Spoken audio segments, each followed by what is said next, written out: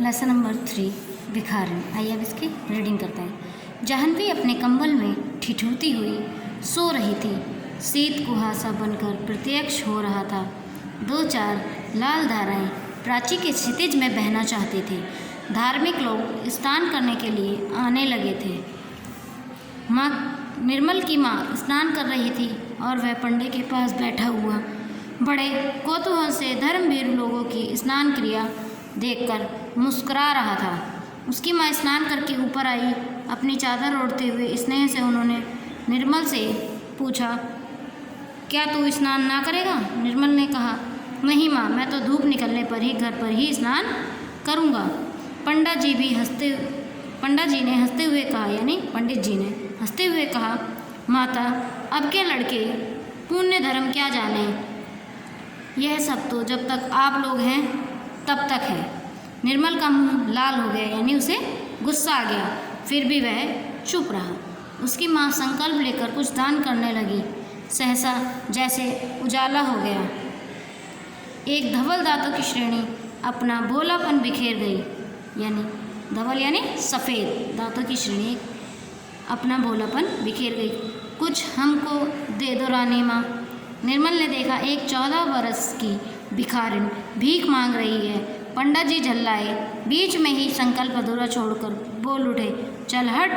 निर्मल ने कहा, माँ इसे भी कुछ दे दो। माँ ने उधर देखा भी नहीं, परंतु निर्मल ने उस जीर्ण मलिन वसन में एक दरिद्र हृदय की हंसी को रुकते हुए देखा। उस बालिका की आंखों में एक अधूरी कहानी थी। रूखी लटों में सादी उलझन थी और बरौनियों के अग्रभाग में संकल्प के जल बिंदु लटक रहे थे। करुणा का दान जैसे होने ही वाला था। धर्मपरायण निर्मल की माँ स्नान करके निर्मल के साथ चल पड़ी। भिखारिन को अभी भी आशा थी, वह भी उन लोगों के साथ चल पड़ी। निर्मल एक भावुक युवक था। उसने पूछा, तुम भी क्यों मांगती हो? भिखारिन की पोटली के चावल फटे कपड़े के छिद्र से गिर रहे थे। उन्हें संभालते हुए उसने कहा, बाबूजी, पेट के लिए। निर्मल ने कहा, नौकरी क्यों नहीं करती? माँ इसे अपने यहाँ रख क्यों नहीं लेती? धनिया तो प्रायः आती भी नहीं। माँ ने गंभीरता से कहा, रख लो। किस जाति की है, कैसी है, जाना ना सुना, बस रख लो।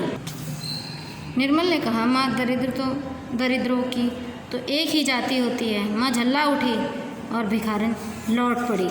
निर्मल ने देखा जैसे उमड़ी हुई मेघमाला बिना बरसे हुए लौट गई। उसका जी कचोट उठा, यानी दुखी हो उठा, लेकिन वो विवश था। माँ के साथ चला गया। सुनेरी निर्धन के धनराम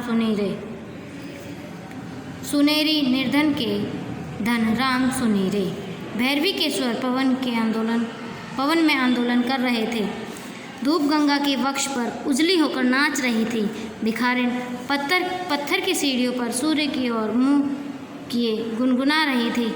निर्मल आज अपनी भाभी के संग स्नान करने के लिए आया है। गोद में अपने भतीजे को लिए वह सीढ़ियों से उतरा। भाभी ने पूछा, निर्मल, क्या तुम आज भी पुण्य संचय करोगे? क्यों भाभी, जब तुम इस छोटे बच्चे को इस सर्दी में नहला देना धर्म समझती हो, तो मैं ही क्यों वंचित रह जाऊं? सहसा निर्मल चौंक उठा। उसने देखा बगल में वही भिखारिन बैठी गुनगुना रही है। निर्मल को देखते ही उसने कहा, बाबूजी, तुम्हारा बच्चा फले फूले बहू का सुहाग बना रहे। आज तो मुझे कुछ मिले। निर्मल अप्रतिभ हो गया। उसकी भाभी हंसती हुई बोली, दूर पगली। भिखारिन सहम गई। उसके दांतों का भोलापन गंभीरता के पर्दे में छिप गया। वह चुप हो गई। निर्मल ने स्नान किया। सब ऊपर चलने के लिए प्रस्तुत थे। सहसा बादल हट गए। उन्हीं अमल धवल दांतों की श्रेणी में ने फिर याचना की, बाबूजी, कुछ मिलेगा?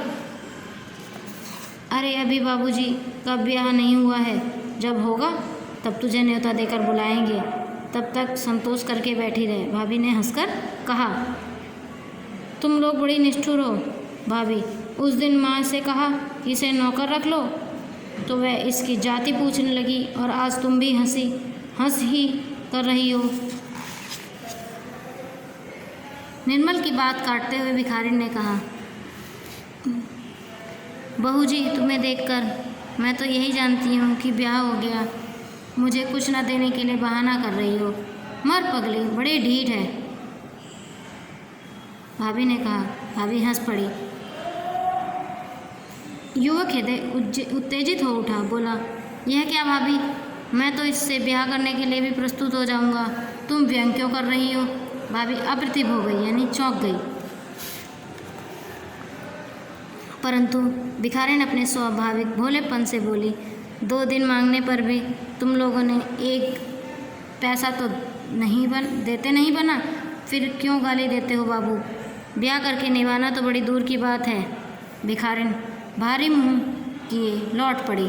बालक रामू अपनी चालाकी में लगा था। माँ की जेब से छोटी दुवन्नी अपनी छोटी उंगलियों से उसने निकाल ली और भिखारिन की ओर फेंक कर बोला, लेती जाओ। निर्मल और भाभी को रामू की इस दया पर कुछ प्रसन्नता हुई, पर वे प्रकट न कर सके, क्योंकि भिखारिन ऊपर की सीढ़ियों पर चढ़ती हुई गुनगुनाती चली जा रही थी, सुनेरी निर्धन के धन राम, सुनेरी निर्धन के धन राम।